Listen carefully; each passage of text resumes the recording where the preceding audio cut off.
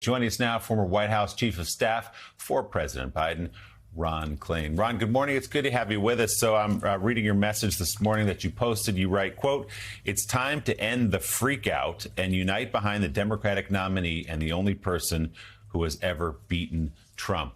What did you see in that press conference? What are you seeing in polls? You're talking about a poll in this tweet. The NPR poll that we mentioned earlier shows Joe Biden up 2 points within the margin of error on Donald Trump. Also reflective of the Washington Post poll that showed them tied at 46 yesterday. Of course, that's a national poll. But what do you see in these numbers that make you think Joe Biden should stay in the race? Well, look, I think he should stay in the race because he is the nominee of the Democratic Party. We had a democratic process. Voters all across the country went and voted in primary after primary, and they voted to renominate Joe Biden as the leader of the Democratic ticket. I think this isn't like some soccer game where some shadowy group of people on the sidelines get to run new players out onto the field at the last minute. The donors don't get to decide. The voters decided. And since the debate, we've had unprecedented support from grassroots donors across the country, pouring millions of dollars into the campaign. The president has broad support across the country, and I think he is the right person to take on Donald Trump. He's the only person in either party who's ever beaten Trump. I think there's a reason for that, because what he stands for, his support for working people, his working class roots, those are unique assets he brings to the race, and I think he will continue to bring those assets to the race, and I think he will beat Trump this fall. As we said earlier and been saying all along over the last couple of weeks, Ron, there are people of good faith in the Democratic Party who really like and respect Joe Biden, who are concerned about his age. And that's a reasonable argument. It's a reasonable criticism that they worry not just about whether he can win, but his ability to serve over the next 4 years at his age. What do you say to those people who are not abandoning Joe Biden at this point, but who are deeply concerned about what they saw at the debate and what they may see over the next 4 years? What do you tell them?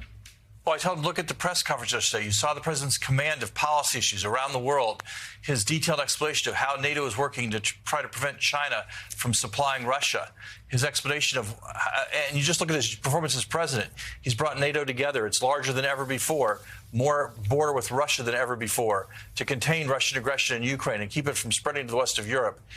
In the Middle East, he organized a coalition of a number of nations, including Arab states, to repel Iran's attack on Israel when Iran launched a ballistic missile attack on Israel.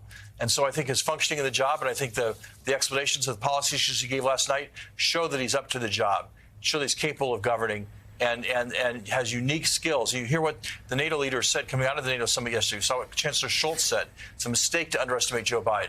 And President Macron also reiterated that President Biden is doing a great job as president of the United States. So I think the people in the room with him see him leading the world, see him leading NATO. And I think the American people could see it last night in that press conference as he went through policy issues, domestic issues, and international issues, and explained his plans, his agenda, and what he will do what it will do in the future.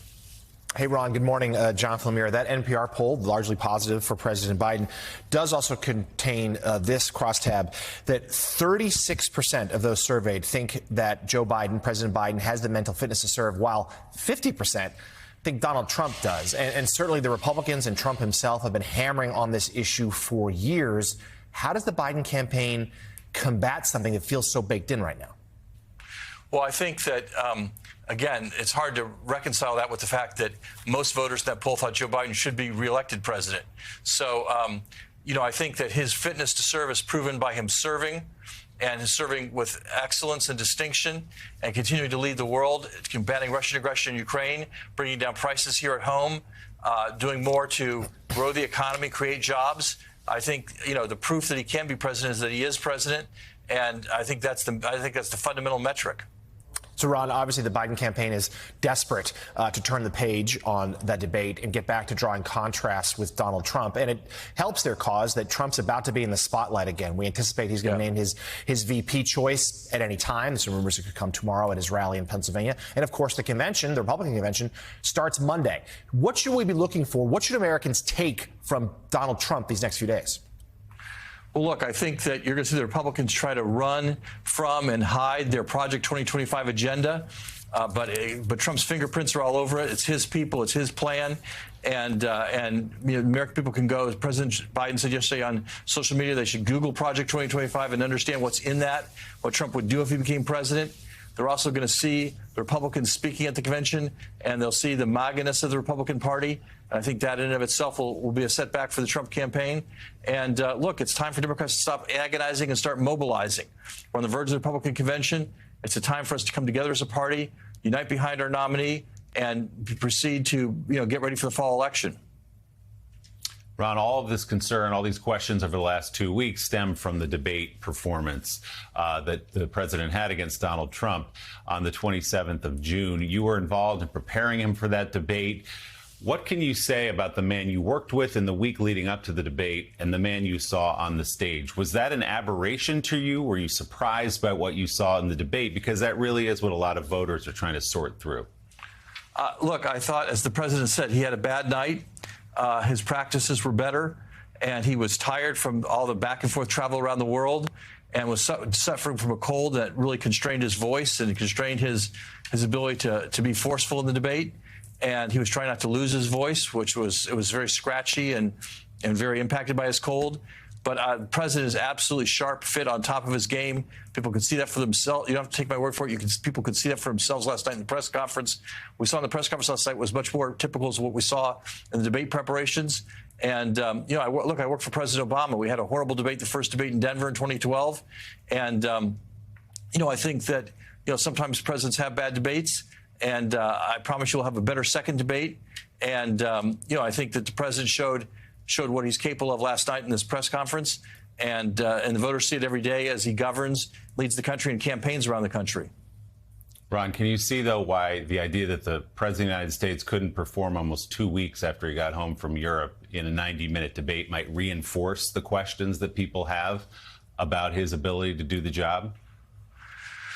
No, because, look, I think, Willie, you see him doing the job, and you just saw him get through this grueling week of NATO meetings with NATO leaders saying he did an excellent job, with the NATO producing the Ukraine declaration at the end of it, a new breakthrough for NATO, and it's confronting Russian aggression.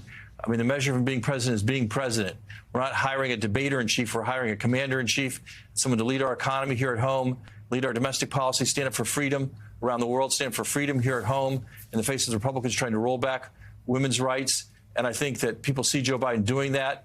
And I think that's the measure of his fitness to be president, is the way he is president.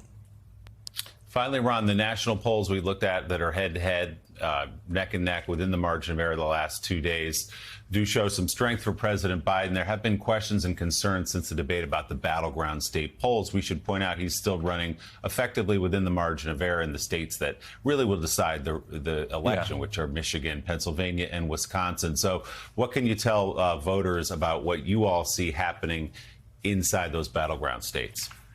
Look, it's a close election. I said that a year ago. I said it would be a very close election right till the very end. It's going to be a close election right till the very end. And I agree, it's close in those states, close in Pennsylvania, close in Michigan, close in Wisconsin. He was in Wisconsin recently. He's going out to Michigan, and he obviously campaigns in Pennsylvania regularly. And we're going to continue to fight hard in those states. And I think Joe Biden is uniquely suited to those states. He has identified with working people. He has the support of the auto workers, which are critical in those states. And he's brought manufacturing jobs back to those states. After decades of those states losing manufacturing jobs is on the increase in the industrial heartland of our country for the first time in a long time, thanks to the policies that President Biden has put in place and his advocacy for working people. So I think the man from Scranton is the right person to take on the man from Mar-a-Lago. I think this is the contrast we want in this race. I think it's a contrast that's going to inure to Joe Biden's benefit. And in the end, he will win those 3 states as he did in 2020 and win other states as well, of course. And the president out on the road again today. Former White House Chief of Staff for President Biden, Ron Klain. Ron, thanks so much for your time this morning. We appreciate it. Hey there, MSNBC fans. I'm Luke Russert, and be sure to join me, Rachel Maddow, Jen Psaki, Lawrence O'Donnell, Steve Kornacki, Joy Reid, and many more September 7th in Brooklyn, MSNBC Live Democracy 2024. Click on the link for ticket information. We will see you there.